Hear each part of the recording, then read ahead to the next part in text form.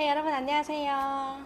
현재 쌍둥이를 임신 중에 있는 북한에서 온 설아입니다. 제가 요 며칠 동안 좀 고민을 하던 문제가 좀 있는데, 그게 사실 산후조리원에 관련된 내용입니다. 저희 아저씨가 그래도 쌍둥이이기도 하고 하다 보니까 출산 후에 좀 몸조리를 하고 와야 되지 않겠냐, 그래서 산후조리원을 좀 알아봐야 되지 않겠냐라고 사실 임신 초기부터 이제 그런 대화를 했었는데, 생각을 좀 해봤는데 굳이 그럴 필요가 있을까라는 생각이 좀 들더라고요. 사실 뭐 당연히 산후조리원을 가는 이유가 우리가 출산을 하고 망가진 몸을 우리가 회복하기 위해서 엄마들이 가는 좋은 곳이고, 어떻게 보면은 필수로 하면 너무 좋죠. 너무 좋은데 금액적으로 너무 만만치 않더라고요, 여러분. 저는 현재 인천에 거주하고 있는데, 인천 같은 경우에는 거의 2주? 자세히 알아보진 않았지만 아주 간단하게 상담을 받아본 결과에 의하면 거의 300에서 500, 300 정도는 그냥 일반실, 다른 사람들과 이제 같이 쓸 수 있는 그런 경우에 이제 해당되고요. 프리미엄 뭐 특실 같은 경우에는 500을 넘더라고요. 진짜 미쳤어요. 북한에서는 상상도 할 수 없는 일이거든요, 이게. 저희 엄마 때에는요, 저는 사실 뭐 북한에서 아기였어서 엄마들이 임신을 하고 출산을 하면 어느 정도의 휴식이 필요하고 몸이 어느 정도로 망가지는지 뭐 모르고 살았던 터라서. 근데 제가 뭐 어릴 때 보고 자란 느낌으로 말씀드리자면, 북한에서 뭐 지금도 그럴걸요? 출산을 해도 일단 본인 자체도 대수롭지 않게 여기는데 주변 사람들도 그렇게 관심을 가져주지 않습니다. 뭐 뼈가 구멍이 난다, 뭐 찬물에 잠그면 안 된다, 손목이 시리다, 뭐 이런 당연히 그런 느낌을 똑같은 사람이니까 받긴 하겠지만 다 강제로 참고, 똑같이 출산 후에도 밥 짓고 아궁이에 불 떼고, 심지어 거기는 뭐 지금처럼 수도에 따뜻한 물이 나온다거나 이렇지가 않다 보니까 뭐 찬물에 가서 빨래를 한다거나, 지금은 우리 세탁기로 다 하잖아요. 근데 북한은 아직도 세탁기를 쓰는 집이 거의 없을 겁니다. 당연히 저는 너무 한국에 온 지 오래돼서 북한의 현 상황을 잘 모르긴 하지만, 그때만 해도 세탁기가 다 뭐예요. 계곡에 가서 막 빨래를 이렇게 하고 하다 그렇게 살았던 터라서, 그것도 모자라서 뭐 밭에 가서 여름철에는 땡볕에 밭김도 맨다거나 정말 그렇게 힘들게 살았어요. 그런 환경에서 살아오다 보니까 여자로서 이렇게 출산 후에 어떤 과정을 거치면서 또 어떻게 디테일하고 섬세하게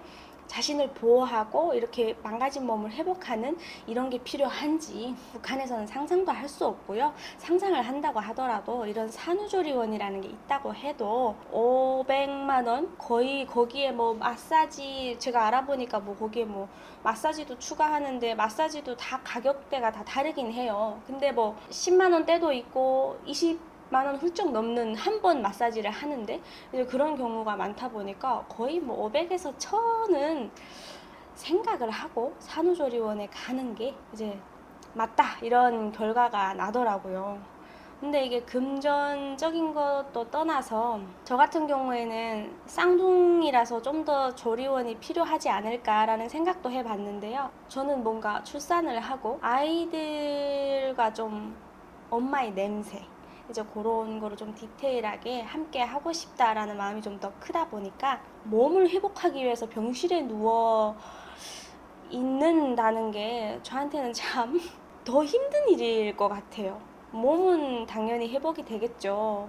뭐 애들도 선생님들이 봐주시고 이렇게 하다 보면 당연히 집에 와서 쉰다는 것도, 뭐 아기가 운다거나 뭐 할 게 있다거나 하면 아무리 아파도 또 일어나게 되어 있는 게 맞는데, 그럼에도 불구하고 막 산후조리원을 가야 될 그런 거를 딱히 제가 모르겠더라고요. 사실 개인적으로 이건 오로지 저의 개인적인 생각이고 개인적인 의견입니다. 어쨌든 저 같은 경우에는 좀 이 산후조리원이라는 이게 참 신선하기도 하면서 좀 놀랐어요. 한국에 온 지 오래돼도 임신도 안 하고 우리 평소에 뭐 산후조리원에 대해서 관심을 가지고 살진 않잖아요. 금액이 얼마인지 막 이런 게 관심을 안 가지다 보니까 정말 제가 당사자로서 쌍둥이를 출산 예정에 있으면서 이런 거를 접하게 되다 보니까 정말 놀랬어요. 너무 놀래서 와, 정말 북한 사람들은 사는 게 정말이지 너무나도 질이 떨어지는 삶을 살고 있구나.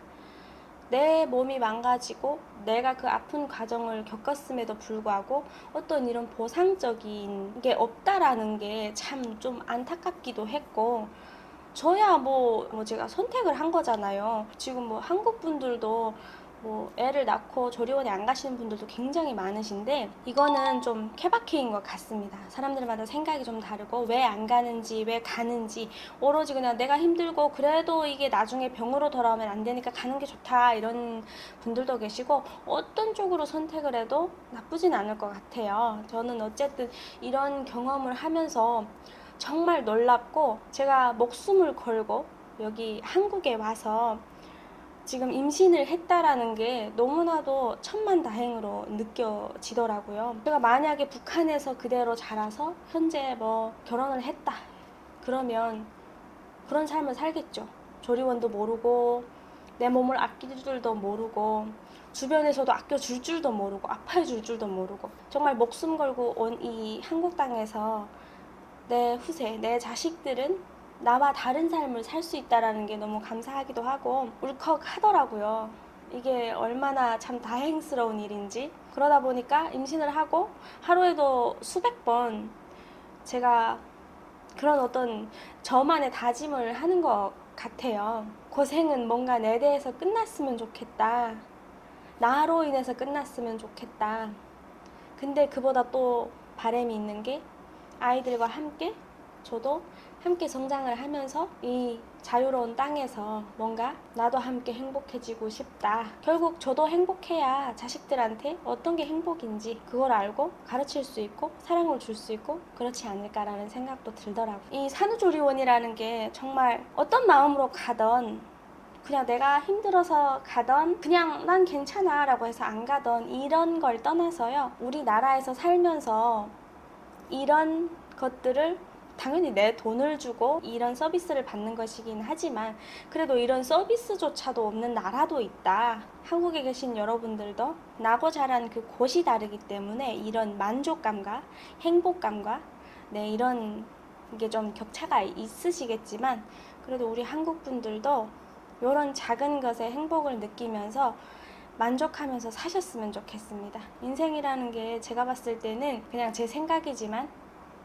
별게 아닌 것 같아요.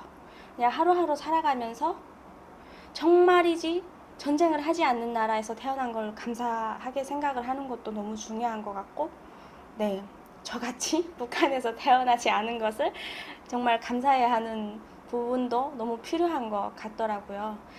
왜 이런 말씀을 드리냐면요, 제가 이런 부분을 떠나서 이제 무속적으로 직업이라면 직업이잖아요. 이제 신내림을 받고 또 이제 그런 좀 일반 분들과 다른 길을 가다 보니까 좀 더 이제 격하게 느끼는 부분들이 있는데, 정말 만족하면서 산다라는 게 너무 중요한 것 같아요. 그 만족감이 없으면 마음의 여유가 생기지 않더라고요. 저도 한때 그랬었기 때문에. 그래서 여러분들과 이런 작은 것에 우리가 함께 행복해 하면서 더불어 살아가는 이 세상이 너무 아름답고 그곳에 존재하는 우리도 너무 귀하다라는 그런 마음을 나누고 싶어서 카메라를 켜봤습니다. 네. 다음에 또 신기하고 제가 고민거리가 있다거나 그런 일이 있으면 또 카메라를 한번 켜볼 텐데요. 어쨌든 오늘 주제는 제가 한국에 와서 산후조리원에 관련된 내용으로 좀 놀라고 신기하고 제가 느꼈던 감정을 여러분들께 말씀드렸는데요. 산후조리원을 사실 저는 딱히 어떤 것 때문에 필수로 가야 될까? 정말 그냥 딱 건강을 회복하기 위해서, 몸을 회복하기 위해서일까? 근데 그 몸을 회복하는 게 어떤 것들을 회복하기 위해서 가는 걸까? 이런 것도 제가 사실은 다 알아보지도 않았기 때문에 그냥 임신을 하고 너무 힘들다 보니까 그래서 정말 가야 된다거나 뭐 이것 때문에 가는 게 좋을 거예요. 이렇게 팁을 주실 수 있는 분들이 계시면 댓글로 남겨주시길 바랍니다. 구독과 좋아요 잊지 마시고요. 앞으로도 많이 사랑해주세요.